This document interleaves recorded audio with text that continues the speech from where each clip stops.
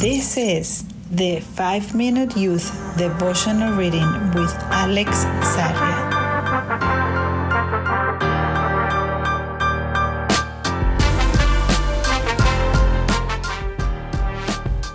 What's going on, everybody? Thank you so much for tuning in. This is the very first podcast of our devotional readings for young people, the first of 365.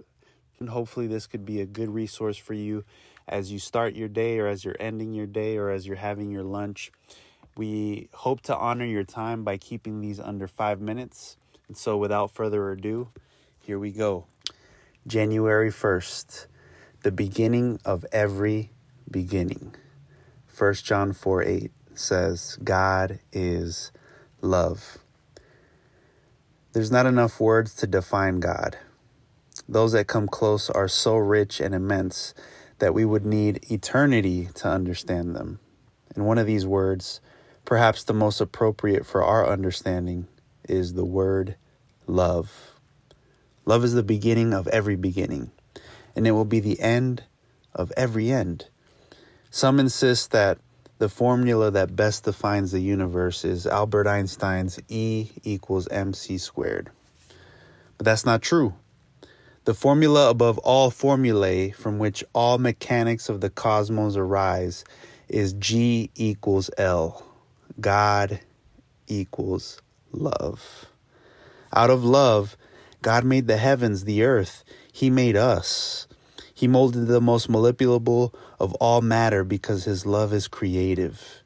He tenderly blew his breath of divinity because his love is life. He made us complete as men and women because his love there is the diversity and complementarity.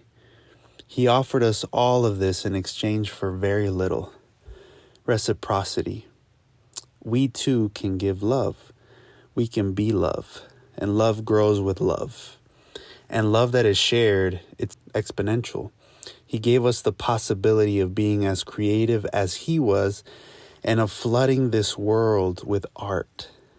He also gave us the possibility of giving life, and in addition, of providing encouragement. We can do this as a couple, as family, as community.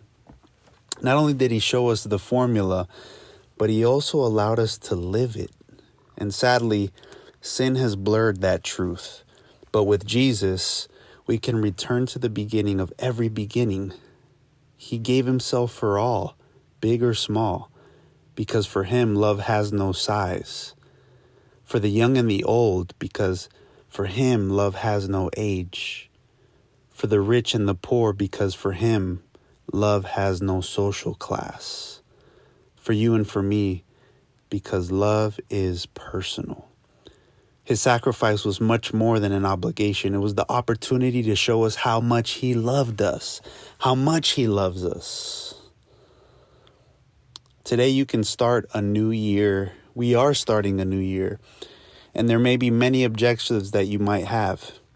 You might want to learn a language. You're hoping to lose some weight or to get into shape. And that's okay. Those are goals that are good that you can have. However, it would be even greater and even more spectacular if you tried to perfect the way how loving you could be. Because we call that the language of love. Or you could trim down on the ego. You know, many of us have it, and I mean, we all have it, and it doesn't leave much room for tenderness.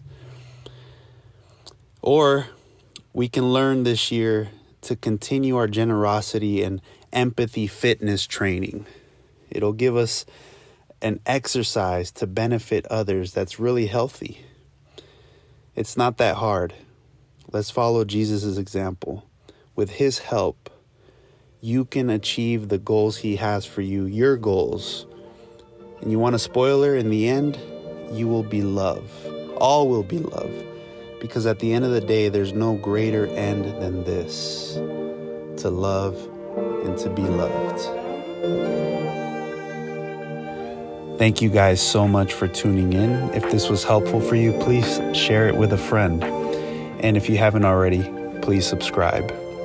Always remember this: walking with God is the greatest thing you could ever do. You are His priority.